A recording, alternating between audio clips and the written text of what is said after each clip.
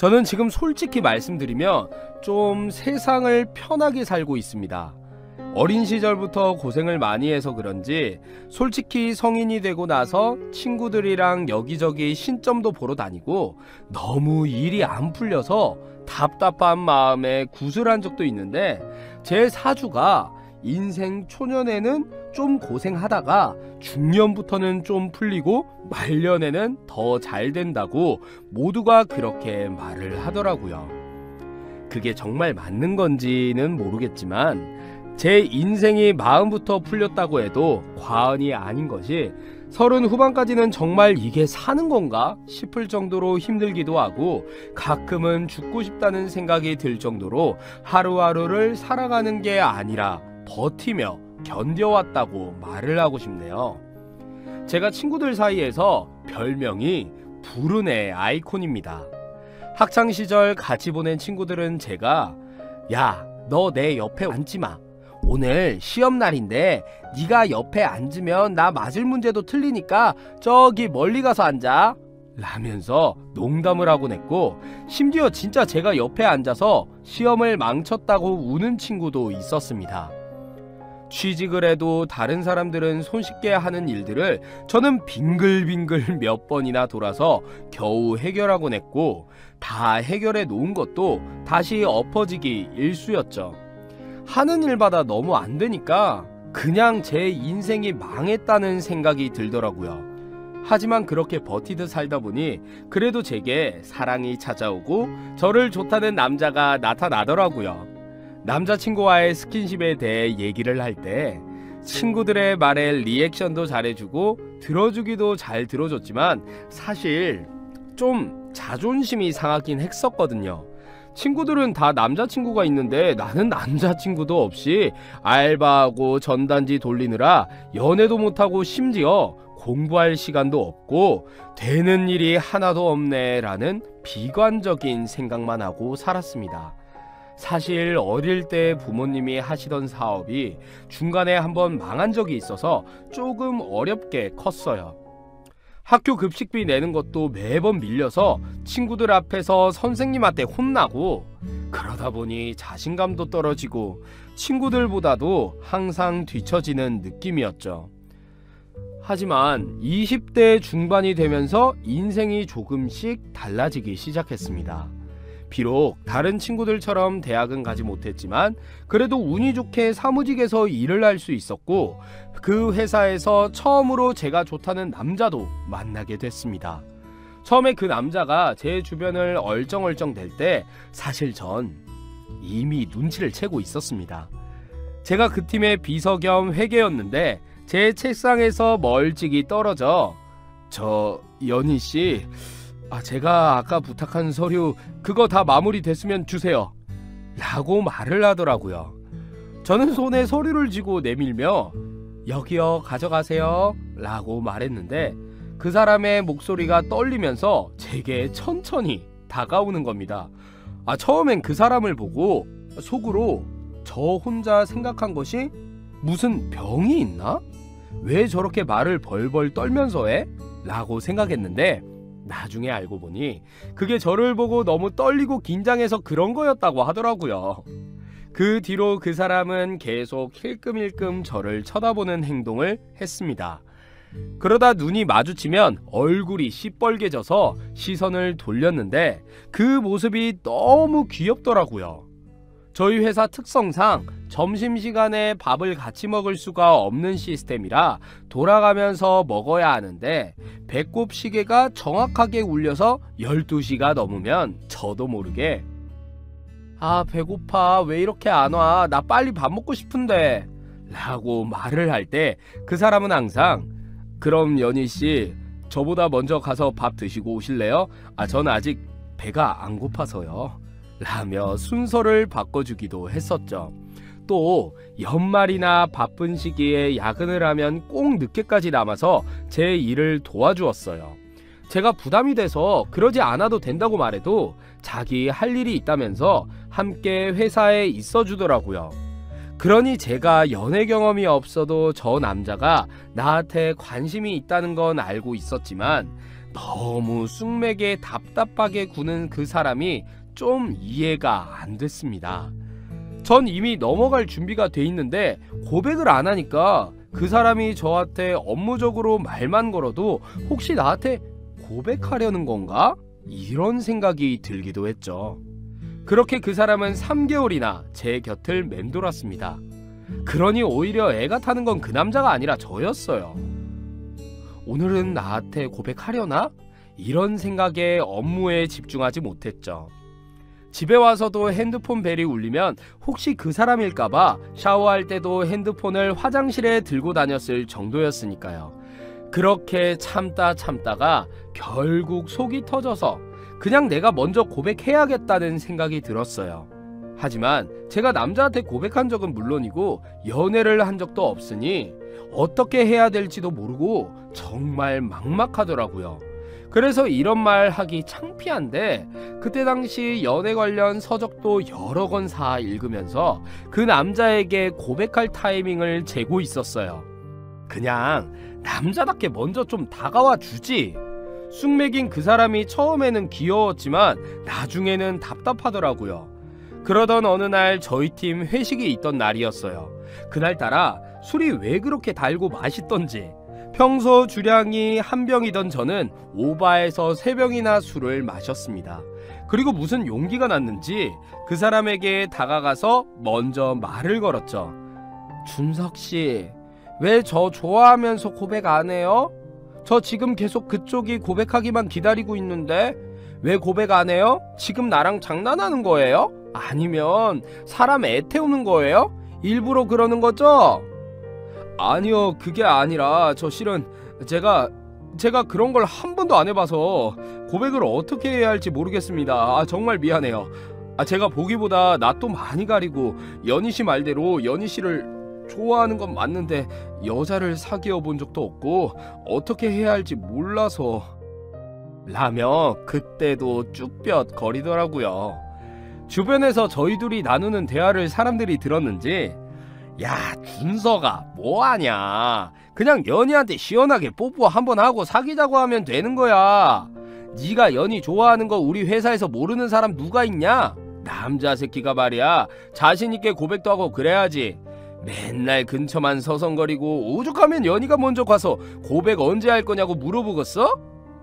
하면서 직원들이 그 사람을 놀리더라고요.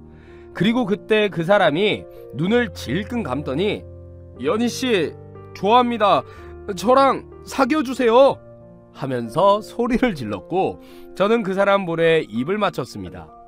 그렇게 저희 둘은 사내 커플이 됐고 꽤 오랫동안 연애를 했습니다. 다행히 회사에서는 저희 둘의 연애 사실을 응원해 주셨고 직장 동료분들도 축하해 주셨죠. 말이 그렇다는 거지. 무튼 연희씨 이번에 다시 봤어. 나는 그렇게 공개적인 자리에서 여자가 남자한테 먼저 고백하는 거 정말 멋있더라. 회식 자리에서 고백한 게 화제가 되어 저희는 꽤 유명한 사내 커플이 되었어요. 아무래도 같은 회사를 다니니까 매일 볼 수 있어 좋았지만 단점도 있었습니다. 바로 저희 둘 다 첫 연애라는 사실이었습니다. 20대 중반까지 연애를 한 번도 안 해본 저는 남자와 사귀는 부분에 있어서 너무 서툴렀고 어설펐어요.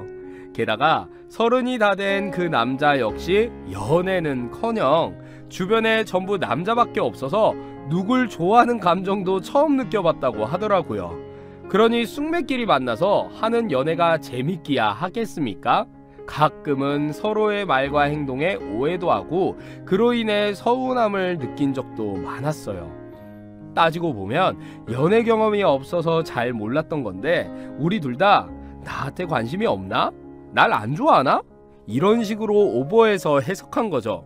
왜 그런 말 있잖아요. 남자들은 연애 경험이 없는 여자를 선호하지만 여자들은 바람둥이가 아닌 전제 하에 조금 능숙하고 연애 경험이 있는 남자를 선호한다고요. 이 남자랑 연애를 해보니 그게 무슨 뜻인지 알겠더라고요. 제 주변에 연애하는 친구들을 보면 남자친구가 데이트 코스도 다 짜서 좋은 곳에 많이 데려가고 맛집 순례도 한다던데 저는 연애 초기에 집이나 회사 근처 국밥집만 주로 다닐 정도였으니까요. 그러니 남자친구가 짠돌이인가? 오히려 사이가 서먹해질 것 같아 이야기를 안 했어요. 반면 남자친구도 무뚝뚝한 제 표현과 소극적인 태도에 자기를 별로 마음에 안 들어 하는지 오해를 하고 있었더라고요. 결국 나중에 깊은 대화를 나누면서 서로의 진심과 서툰 점을 알고 고치게 되었지만 정말 처음에는 남자친구와 손발을 맞추기 진짜 너무 어려웠죠. 그렇게 1년 정도 대화도 많이 나누고 서로에게 솔직한 표현도 하면서 그 누구보다 가까운 연인 사이가 되었어요. 첫 연애인 만큼 저도 그 사람과 서툴고 부족하지만 최선을 다해 사랑했던 것 같아요. 그러던 어느 날 남자친구가 제게 말을 꺼냈습니다. 자기야, 나 아무래도 이직 준비를 좀 해야 할 것 같아. 자기도 알겠지만 우리 회사 월급이 좀 작잖아? 나 당신이랑 결혼도 하고 싶고 애기도 갖고 싶은데 그러려면 좀 회사를 큰 데로 옮겨야 하지 않을까? 여기 회사가 복지가 안 좋아서 당신 임신하면 그만둬야 하는데 그렇다면 자기가 언제까지 계속 일을 할 수도 없고 나중엔 나 혼자 벌어야 되잖아? 그럼 이 쥐똥만한 월급으로는 우리 식구들 먹여 살리지도 못할 것 같아. 그런가? 그냥 적게 쓰고 같이 일하고 싶은데 오빠가 그걸 원하면 그렇게 해. 난 반대하는 건 아니야. 대신 오빠 약속해. 다른 회사에 가도 절대 다른 여자한테 눈 돌리면 안 돼. 알겠지? 회사 밖으로 나가면 세상에 다 여우들 천지인 거 알지? 오빠가 몰라서 그래. 진짜 요즘 젊은 애들 또 일부러 연상만 노리는 거 알지? 자기 또래 애들은 돈도 없고 월급도 적으니까 일부러 좀 나이 차이 나는 그런 남자 만나가지고 뜯어먹는다고 하더라고. 그러니까 당신 다른 곳에 눈 돌리기 없기야? 라며 눈을 흘겼죠. 솔직히 제 입장에서는 저와의 결혼을 위해 연봉 높은 회사에 이직하려는 남자친구가 기특해 보였지만 한편으로는 그 회사에서 딴 여자랑 바람날까봐 걱정이 되더라고요. 남자친구는 제 말에 기가 막히다는 듯 웃었고 그렇게 이직을 준비했습니다. 3개월 정도 꾸준히 면접을 보러 다니더니 그래도 중소기업 중에선 꽤 큰 회사에 경력직으로 입사를 하게 됐고 대충 얘기를 들어보니 월급도 거의 100만원가량 올랐다고 하더라고요. 게다가 복지도 전 회사보다 훨씬 좋아서 나중에 육아휴직도 가능하다고 해서 더욱 기뻤죠. 처음에 남자친구가 회사를 옮길 땐 서운했는데 막상 월급도 오르니 본격적으로 이 사람과 결혼을 할 수 있겠다는 생각이 들었고 이직 이후 저희 둘은 본격적으로 결혼을 위해 돈을 모으고 차근차근 준비를 했어요. 그렇게 저희 두 사람은 연애 2년 끝에 결혼에 골인했고 신혼여행까지 해외로 다녀왔습니다. 제가 결혼을 하게 될 줄이야. 솔직히 저조차도 생각하지 못했던 일이었습니다. 제가 처음 결혼 소식을 알렸을 때 제일 좋아한 건 바로 저희 엄마와 남동생이었죠. 우와, 누나! 난 누나가 진짜 시집 갈 줄 몰랐어. 맨날 어릴 때부터 남자애들이랑 패싸움이나 하고 동네 애들은 다 패고 다녔는데 이런 누나를 좋아해주는 남자가 있을 줄이야. 진짜 기적이다, 기적. 네 형, 진짜 감사합니다. 매형이 여러 사람 살린 거예요. 우리 누나 매형 아니었으면 평생 시집 못 갔을걸요? 라며 저를 놀렸고 엄마 역시 에이, 그런 말 하면 못 써. 그래도 우리 식구가 되셔서 너무 고마워, 김서방. 내가 정말 친엄마처럼 잘해줄게. 아니야, 사위는 100년 손님이라잖아. 평생 손님처럼 잘해줄게. 항상 마음속에 우리 연희가 언제 시집가나, 언제 좋은 사람 데려와서 소개시켜주나 그렇게 생각하며 살았는데 이렇게 좋은 남자를 데리고 와서 결혼을 한다고 할 줄은 꿈에도 몰랐네. 너무너무 고맙고 행복하게 잘 살아. 라며 기뻐하셨죠. 사실 저희 가족이 형편은 넉넉지 못했지만 좀 많이 화목한 편입니다. 남동생이지만 제 동생은 저와 나이 차이가 좀 나는 편이라 제가 계속 업고 다니면서 키웠고 잘못하면 엄마 대신 혼내기도 하고 가끔은 여동생이나 언니가 있는 자매들이 부러웠지만 그래도 제가 야근을 하고 늦게 올 때면 귀찮다는 듯 투정을 부리면서도 늘 버스 정류장까지 저를 데리러 나와주는 듬직하면서도 고마운 동생이었죠. 남편은 형제가 없는 외동이라 애교 많고 부칩성 좋은 제 남동생이 마음에 들었는지 형준이 진짜 볼수록 귀여운 것 같아. 남자애인데도 어떻게 저렇게 사근사근하고 착하지? 부모님이 진짜 편하게 키우셨겠다. 나도 저런 동생 있으면 진짜 잘해줄 것 같아. 당신이 왜 그렇게 남동생 얘기를 많이 했는지 알겠어. 이제 우리 부부니까 형준이도 내 동생이라고 생각해도 되겠지? 부담스러워하진 않겠지? 말하는데 괜시리 뿌듯하고 기분이 좋더라고요. 그렇게 저희 세 사람 참 즐거운 시간을 보냈습니다. 신혼임에도 불구하고 항상 남편은 오늘 형준이 불러서 술이나 마실까? 야근하는지 안 하는지 물어봐야겠다. 당신이 안주 좀 간단하게 준비해줘 하면서 동생을 항상 같이 불러 놀자고 했고 저 역시도 동생과 노는 게 재미있어서 시간을 맞춰 같이 여행도 가곤 했습니다. 그렇게 저희 두 사람이 결혼 생활을 한 지 1년 정도 지났을 무렵이었습니다. 보통 신혼의 설렘은 3년이면 끝이 난다고 하는데 남편에게는 신혼의 권태기가 조금 더 일찍 찾아온 것 같더라고요. 언제부턴가 동생과의 만남에 대해 얘기하지 않았고 회사 일이 바쁘다며 야근이 점점 잦아지곤 했죠. 항상 집에 와서 남편과 함께 저녁 먹고 TV를 보며 대화를 나누는 걸 좋아했던 저는 일 때문이라는 걸 알았지만 그래도 서운함이 느껴지는 건 어쩔 수 없더라고요. 정말 바쁜 건지 아니면 내가 귀찮아졌는지 알 수가 없었어요. 여보, 오늘도 야근이야? 요즘 왜 이렇게 바빠? 출장도 너무 많이 가고 서운하다. 맨날 나 저녁에 집에서 혼자 밥 먹고 혼자 TV 보는 거 너무 지겨워 하면서 남편에게 투정을 부린 그때 옆에서 깍! 벌레다 벌레! 오빠 이거 잡아줘 빨리빨리! 라고 소리를 지르는 여자의 비명소리가 들렸습니다. 전 너무 당황해서 아무 말도 하지 않았는데 남편이 먼저 미안, 내가 이따가 다시 전화할게. 좀 이따 통화해. 미안 하고 전화를 끊어버리더라고요.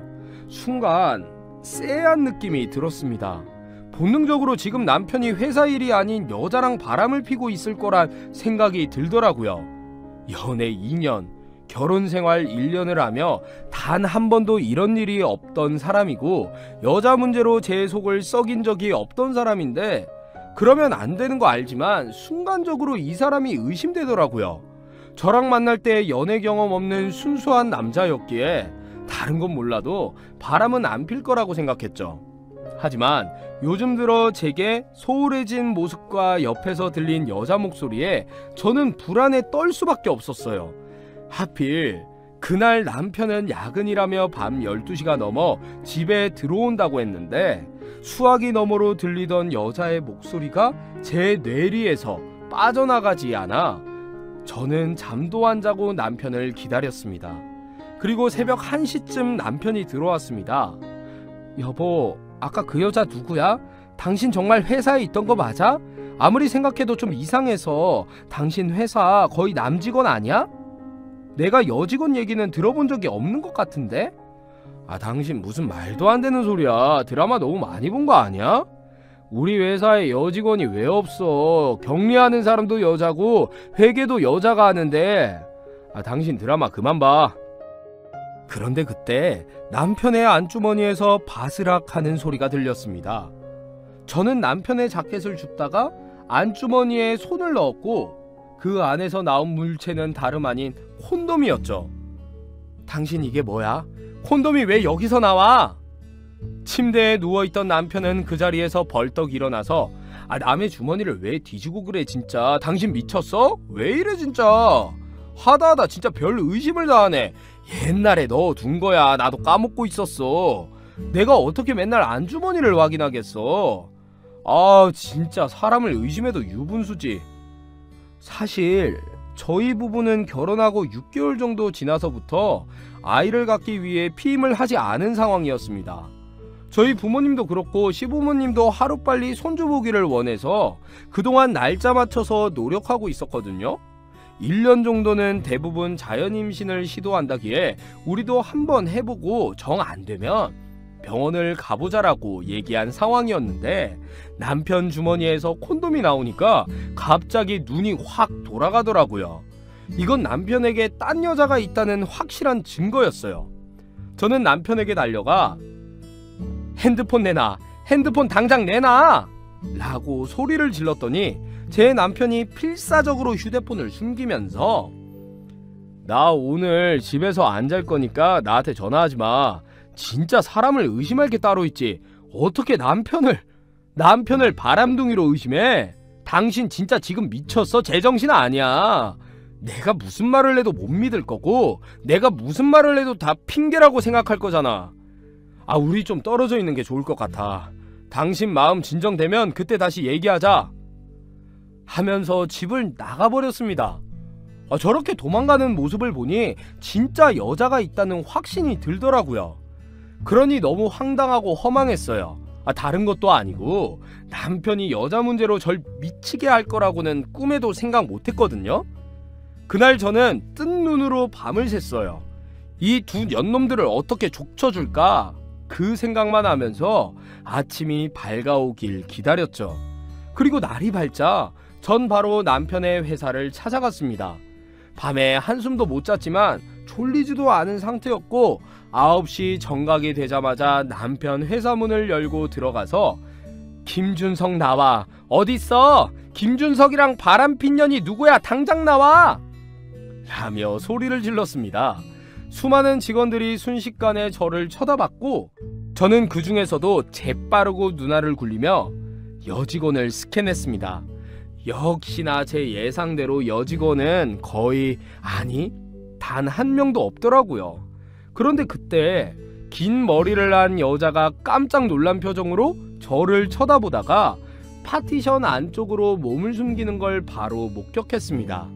본능적으로 전현이라는 생각이 들었어요. 저는 망설이지 않고 바로 그 여자 쪽으로 걸어갔고 책상에 엎드려 있던 그 여자 머리채를 잡으며 너야? 야 이년아, 네가 내 남편이랑 바람핀 년이야? 맞지, 너지. 누가 꼬셨어? 내 남편이 널 꼬셨어? 아니면 네가 내 남편을 꼬셨니? 빨리 말해. 당장 말하라고! 소리를 질렀더니 왜 이러세요? 그런 거 아니에요. 이거 놓으세요. 저 그런 사람 아니에요. 저기요 과장님, 저 좀 도와주세요. 이 여자 미친 거 아니에요? 왜 이래요 진짜. 이거 놓고 말하세요. 놓으라고요! 하면 소리를 지르는데 웃긴 게 아무도 그 여자를 도와주지 않더라고요. 이쯤 되면 둘의 연애가 공공연애에 져 있다고 생각을 했고 저는 그 여자와 머리채를 잡으며 사무실 안에서 몸싸움을 시작했습니다. 그때는 어디서 괴력이 나온지 몰라도 그 여자를 땅바닥에 맺히고 발로 밟고 머리털을 다 뽑고 아주 반 죽여놓고 있었어요. 그러니 회사 사람들은 저희 둘을 전부 구경했고 그때 허겁지겁 달려온 제 남편이 저를 말리며 여보 진짜 왜 이래? 그만해 제발. 제발 그만해. 내가 잘못했어. 제발. 우리 나가서 얘기해. 나와. 빨리 나와. 하면서 저를 끌고 나가더라고요. 저는 남편의 손에 이끌려 밖으로 나왔고 회사 입구로 나오자마자 남편 귀싸대기를 갈겼습니다. 나쁜 새끼, 넌 진짜 인간도 아니야. 우리 결혼한 지 10년도 아니고 딱 1년 지났어. 어떻게 1년 만에 딴 년한테 눈이 돌아갈 수가 있어? 평생 나만 사랑한다면서 나만 바라본다며. 그런데 네가 바람을 펴? 다른 사람도 아니고 회사 여직원이랑. 왜 대체 회사 여직원이야? 나랑 사내 연애할 때 생각나서 좋았니? 아슬아슬 줄타기 하는 느낌이어서 좋았어? 차라리 걸리지나 말지. 거짓말이라도 제대로 하지. 왜 신처럼 걸려서 사람 한순간에 바보 만드는 거야? 대체 왜? 왜 나를 미치게 만들어? 왜?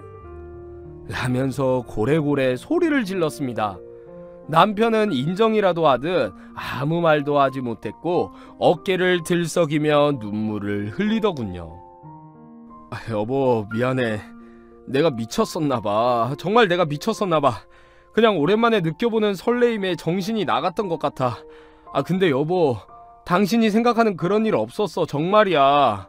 진짜 아무 일도 없었고 그냥 저녁 먹고 같이 술 한잔하면서 대화한 게 전부야. 스킨십은 하나도 안 했어. 나 믿어줘. 나 그렇게 배포 큰 놈 아니라는 거 당신이 더 잘 알잖아. 내가 어떻게 당신을 두고 다른 여자랑 몸을 썼겠어. 나 아무리 그래도 그렇게 나쁜 놈 아니야. 여보, 제발. 제발 나 좀 믿어줘. 하면서 제게 무릎을 꿇고 싹싹 빌더라고요. 그 모습을 보니 저도 눈물이 났고 우선 친정으로 가서 생각 좀 해보겠다고 말한 뒤 남편과 헤어졌습니다. 그렇게 한 달 내내 남편은 친정에 찾아와 제게 빌고 또 빌었습니다. 너무 미안하다고 잘못했다고 매일매일 찾아왔고 회사에서도 불륜 사실을 전부 알게 됐는지 남편에게는 해외 발령 징계가 내려졌다고 하더라고요. 그 말을 들으니 차라리 잘 됐다 싶었습니다. 차라리 아무도 우리를 모르는 곳으로 가자. 남자라면 한 번은 실수를 한다고 하던데 그곳의 낯선 문화, 생활, 음식 모든 게 너무 힘들었습니다.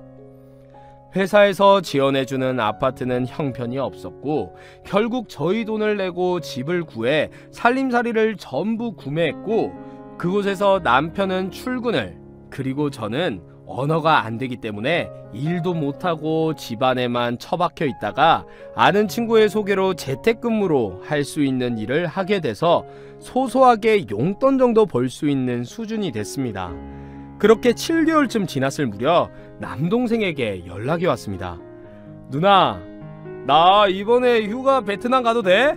가서 매형도 좀 보고 좀 쉬고 오려고. 누나한테 할 말도 있고 이번에 휴가가 일주일 정도 나와서 좀 가서 쉬고 싶어. 누나만 괜찮으면 신세 좀 질 수 있을까? 하고 묻더라고요. 어찌나 반갑던지 저는 남편에게 다음 주에 형준이 온다는데 괜찮지? 휴가래. 우리 집에서 좀 자고 가고 싶다는데 당신만 괜찮으면 바로 들어오라고 하려고. 나도 형준이 보고 싶고 못 본 지 오래됐잖아. 하고 남편에게 말했더니 그러라고 하더라고요. 그렇게 거진 1년 만에 남동생을 만났고 오랜만에 봐서 그런지 얼굴이 환해져 있더라고요. 저는 남동생과 인사를 하며 너 얼굴 좋아졌다. 연애하냐? 하고 빈말을 던졌는데 내가 누나한테 말했나? 나 곧 있으면 결혼할 것 같아 누나. 그거 말하려고 왔어. 그래도 얼굴 보고 말하려고. 만난 지는 얼마 안 됐는데 너무 착하고 좋은 사람이야. 누나가 한국에 있으면 같이 한번 밥이라도 먹으면 좋은데 여기까지 데리고 오긴 좀 그래서. 아무튼 누나 나도 이제 장가 간다 라면서 엄청 좋아하더라고요. 오랜만에 들은 기쁜 소식에 저도 기분이 좋았고 남편도 축하한다고 해주더군요. 그렇게 남동생은 일주일간 저희 집에서 지내다가 다시 한국으로 돌아가서 결혼 준비를 시작했습니다. 결혼 날짜는 지금으로부터 6개월 뒤 남동생의 여자친구 집 쪽에서 저희가 외국에 있기에 상견례를 결혼식 날 가까이 잡자며 배려를 해주셨고 결혼식 한 달 전 예의상 상견례를 진행하기로 했다며 동생이 날짜를 알려줬습니다. 그렇게 저희 부부는 1년 8개월의 베트남 생활을 마치고 한국으로 돌아왔습니다. 한국에 도착한 바로 다음 날이 동생의 상견례 날이라 너무 피곤했지만 마사지 샵에 가서 마사지도 받고 아침 일찍 일어나서 메이크업까지 받고 상견례장에 참석했죠. 동생은 그런 저를 보고 누나, 누가 보면 누나가 시집가는 줄 알겠다. 하여간 유난이야 유나는. 그렇게 안 해도 돼 라면서 저를 못 말린다는 듯 말했지만 야 그래도 첫 만남인데 좀 꾸미고 가야지. 너무 거지같이 하고 가면 그것도 집안 망신이야. 나 안 그래도 베트남에 있다가 와서 시꺼멓게 탔는데 아무리 화장품을 떡칠해도 하얘지진 않더라. 아무튼 근데 너는 무슨 결혼을 이렇게 번개불에 콩 구워 먹듯 해? 혹시 속도 위반 아니야? 하고 놀렸지만 동생은 절대 아니라면서 그냥 너무 좋은 사람이기도 하고 서로 마음이 맞아서 빨리 같이 살고 싶어서 그런 거라며 혼전 임신은 절대 아니라고 손사래를 치더라고요. 그렇게 제 상견례보다도 더 떨리는 마음으로 남동생의 상견례장에 도착했고, 예비 올케이 식구들이 먼저 도착했다는 소식에 저와 남편 그리고 부모님과 남동생까지 저희 식구 모두가 부랴부랴 한정식 집에 도착했습니다. 죄송해요. 일찍 나온다고 나왔는데 차가 막혀서 조금 늦었습니다. 정말 죄송해요. 라며 먼저 인사를 한 그때 저는 너무 놀라 그 자리에서 제 입을 틀어막았습니다. 상견례장 문을 열자마자 저희 가족에게 인사를 한 남동생의 여자친구라는 사람은 다름 아닌 제 남편의 상간녀였기 때문이죠. 저는 너무 놀라서 아무 말도 하지 못했고 저희 남편도 야, 네가 어떻게 여길 하면서 뒷걸음질 치더라고요. 그런데 그 여자 어찌나 당당한지 표정 하나 안 변하고 들어오세요. 왜 거기서 그러고 계세요? 라면서 오히려 저희 부부에게 들어오라고 재촉을 하는 겁니다. 너무 기가 막혔지만 어른들도 계시고 저희 때문에 결혼 한 달 앞으로 미룬 상견례를 망치기도 그렇고 그냥 정말 그때는 무슨 생각으로 그 안에 들어갔는지 기억조차 나지 않습니다. 저희 가족과 상간녀의 가족이 나란히 앉았고 저는 표정 하나 없이 그 여자를 째려봤습니다. 남편은 초조했는지 아무 말도 않고 물만 벌컥벌컥 마시더라고요. 그때 정막을 깬 사람은 제 동생이었습니다. 제가 미리 말을 안 했네요. 매형이랑 미정이 둘이 직장 동료죠? 매형도 깜짝 놀랐겠다. 제가 사전에 말씀을 드렸어야 했는데 사실 미정이 매형이 소개시켜준 거나 다름없어요. 그때 아파트 앞에서 우리 처음 만났잖아. 라며 얘기를 꺼내더라고요. 깜짝 놀란 남편은 그랬지. 근데 그 얘기는 안 해도 될 것 같아. 어른들 대화 나누시게 우린 좀 빠져줄까? 라면서 자리를 피하려고 하더라고요.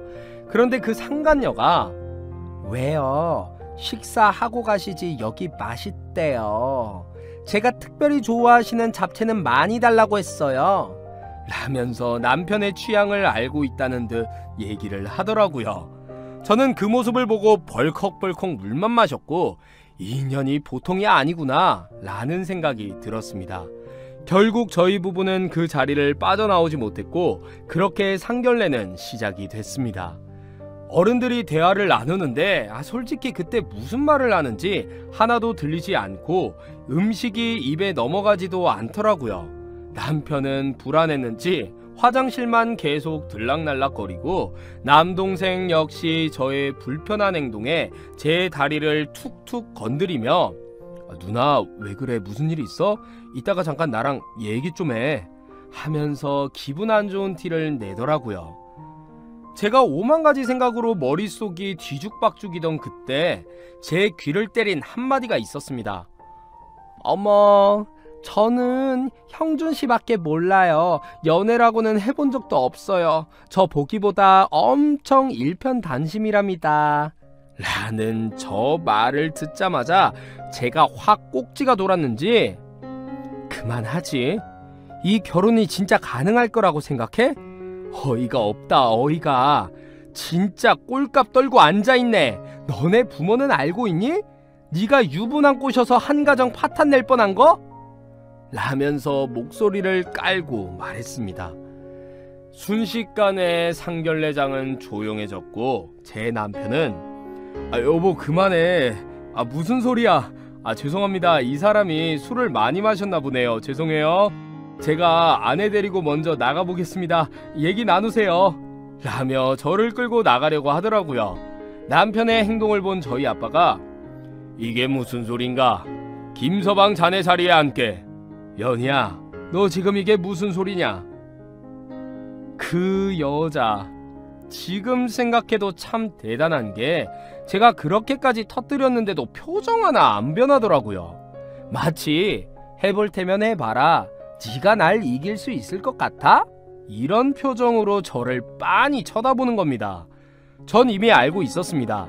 제가 그 여자를 이길 수 없다는 것을요.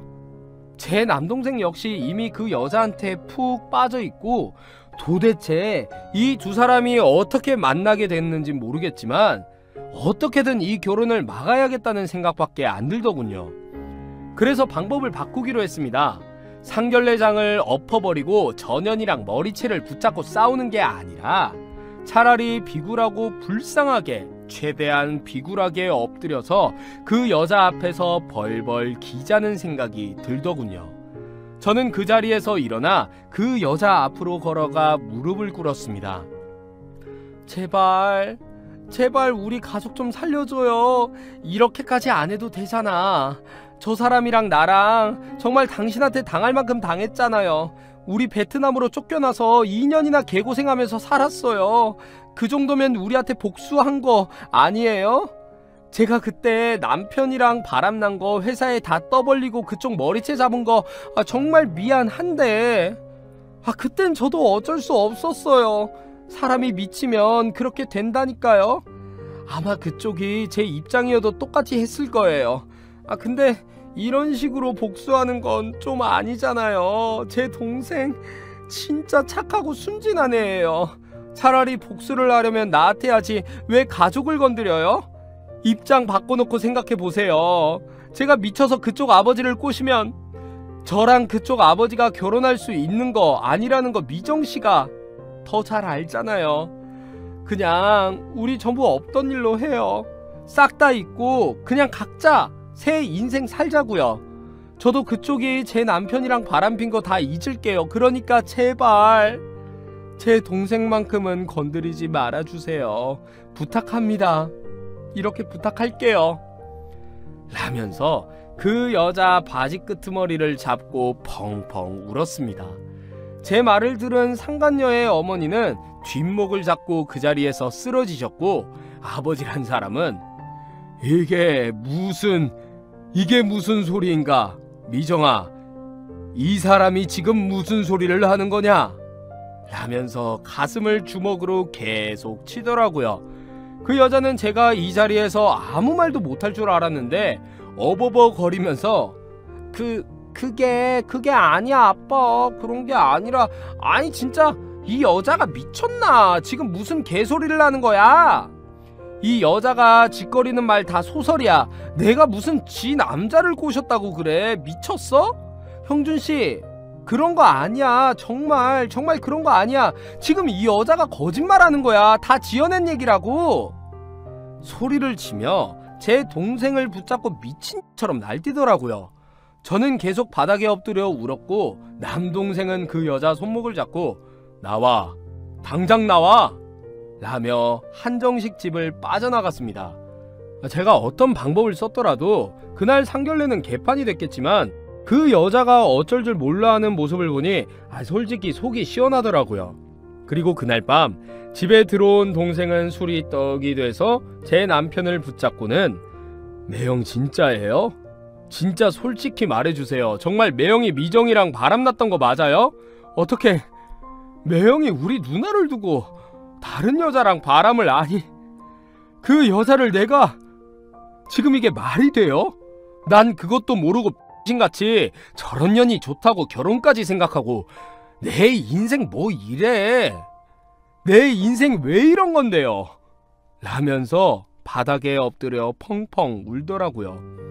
그날 이후 제 남편이 바람을 피웠다는 사실을 저희 가족이 전부 알게 됐고, 저희 부모님은 당장 이혼하라고 하셨지만 저희 부부 사이의 문제이기 때문에 저희가 알아서 잘 해결하겠다고 말씀드렸더니 다시는 제 남편을 보기도 싫다면서 당장 나가라고, 얼굴도 비추지 말라며 저희 둘을 쫓아내셨습니다.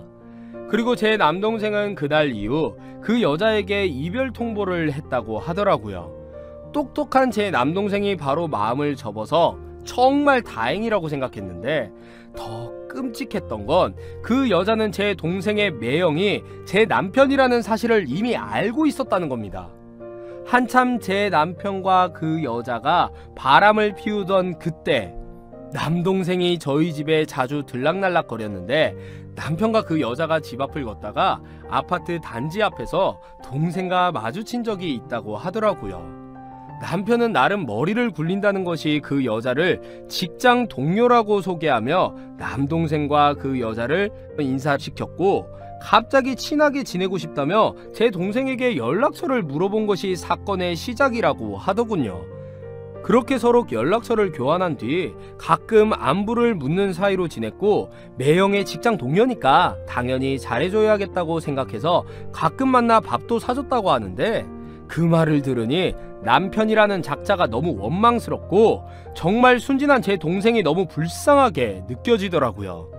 그 뒤로 남편이 바람을 피우던 게 들통이 나서 저와 남편은 베트남으로 떠났고, 그 여자와 얽히고 설킨 관계를 정리하는데, 정말 그 여자가 뭐라고, 우리 가족에게 무슨 원한이 있어서 집안을 쑥대밭으로 만든 건지 아무리 생각해도 제 상식적으론 도저히 이해할 수 없는 행동이었지요. 그 뒤로 그 여자는 어떻게 알았는지 저희 집에 몇 번이나 찾아와서는 저와 몸싸움을 했습니다. 제 남편을 달라고 도저히 못 있겠다면서 저보고 이혼을 하라며 집 앞에서 난동을 부리고 열쇠공을 불러 저희 집 문을 따고 들어오기까지 해서 경찰을 부르기까지 했습니다.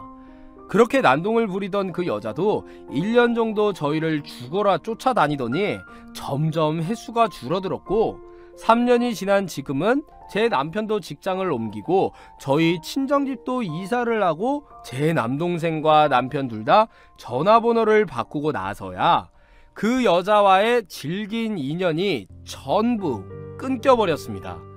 사실 이 모든 일이 남편 때문에 벌어진 거라 마음 같아선 당장이라도 이혼하고 싶고 이 인간을 개박살내고 싶지만, 이혼이라는 거 정말 쉽지 않더라고요. 하지만 저는 언제든 남편과 갈라설 준비가 되어 있는 사람이기에 결혼한 지 8년이 넘은 지금도 남편과 아이 없이 살고 있고, 앞으로도 이 남자와 저 사이에 아이를 가질 생각은 죽어도 없습니다.